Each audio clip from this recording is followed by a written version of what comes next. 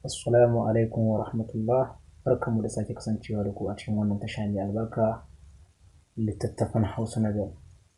A cikin littafinmu na babban yaro na marubuciya Binta Umar Abbali Kano tare da ni mai karanta muku Abban Sayyid.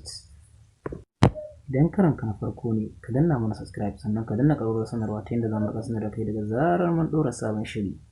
Mun gode.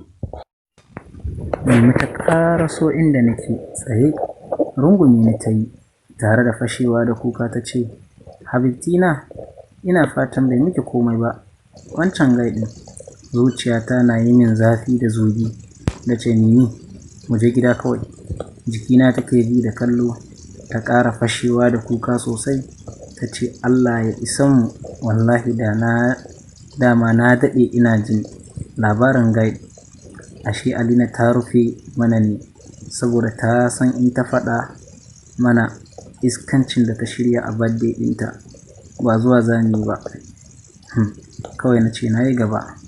Ta biyo bayana tana ƙara kare min jikina, inda Allah ya sa ma ɗan kwalin rigata mai faɗi ne da shi na yi amfani gurin kare jikina. Muna fita bakin titi, tsit, jefi motoci suke wucewa. Ni mace ce na shiga uku, ashe dare ya yi. Agogona na kalla 12 daidai. Hankalina ya ƙara tashi, ni kuka. Gefe guda kuma har yanzu ina jin wani masifafan filin a ƙasana. Sai wani motsi yake mi. Mota ƙirar Honda Civic ce ta tsaya a gabanmu. Ni mace ce Allah ya kawo mana ɗauki. Ƙoƙarin buɗe motar take. Na gwaɓe hannunta. Kyakkyawan saurayi wanda ba zai wuce shekara 25 ba ya zuro kansa yana sakin murmushi ya ce, Hi babies, ya ina za ku je ne? Baki na rawa. Mimi ta ce, Badawa za ka taimaka ka kai mu.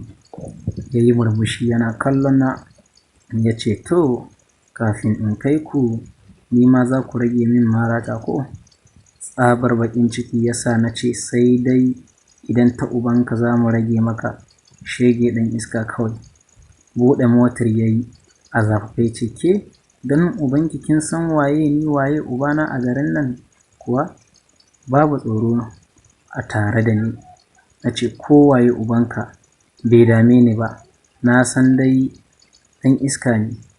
Mari ya kawo min, na kauce da sauri. Mimi ta tare shi tana ba shi haƙuri. Ya ce, har ni wannan 'yar talakawan za ta zaga in ƙyale ta? Yau sai na nuna miki matsayinki. Ganin yayo kaina ne ya sa na koma ciki da sauri. Saura kaɗan mota ta ingije ni. Na ja baya ina haki. Cikin nutsuwa motar ta tsaya saboda yanayin duhu. Gilashin motar ya sa ban gane waye a ciki ba, amma da gani motar ta manyan ƙwari ce. Baƙa sai dai ita sautin music na tashi kaɗan-kaɗan. Yana zuro ƙafar shi na gane shi ne. Nan take zuciyata ta bushe ina addu'a Allah ya bani rinjaye a kansa. Yana fitowa daga motar, Guy nan ya je ya ba shi hannu suka kashe. Ya ce, Amjad big boy. Nan naga sun yi wani irin abu da hannunsu, suna wani tsalle sai suka runguma junansu suna dariya. Sakin baki na yi ina kallon su. Na ja tsaki da ƙarfi na ce, shegu 'yan iska, musamman kai, Ubangiji Allah ya saka min abin da kai min. Ina gama magana ta na ja hannu Mimi muka ƙara fita. Muka tsaya muna neman abin hawa. Wasu ƙatti na gani a tsaye a kaina, fuskar su a murtuke. Kafin in ankara sun ɗauke ni a kafaɗa. Na dinga ihu ina kiran Mimi, ita ma tana kirana tana bin bayanmu. Ciki suka koma da mu. Motar Amjad suka buɗe baya suka jefa ni ciki. Mimi ta shigo suka rufe.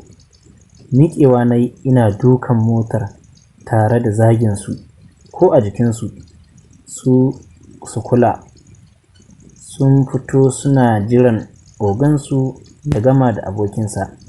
Mimi tamkar ta zautu don har na fita dauriya. Ina ƙoƙari ita ko kuka take tana faɗin, kin ga abin da kika jawo mana ko Asma'u, kin gani ko? Wai me yasa bakinki baya yin shiru ne? Yau mun shiga uku.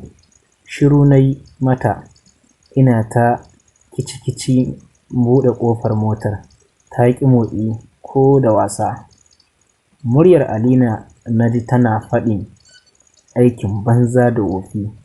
Wallahi da na san haka za ku bani kunya a gurin birthday ɗina, babu useless da na gayyata. Ke Asma'u ba abin alfaharinki ba ne don Amjad ya yi kissing ɗinki? Mata nawa ne suke neman wannan damar a gurin shi, ke kin samu shi ne kike zagin shi? To bari ki ji, kaina na sha wahala kafin in shawo kan shi har ya samu damar zuwa birthday ɗina. Kar ka manta ka danna subscribe sannan ka danna ƙararrawar sanarwa ta yadda za mu riƙa sanar da kai daga zarar mun ɗora sabon shiri. Mun gode. Littattafan Hausa Novels.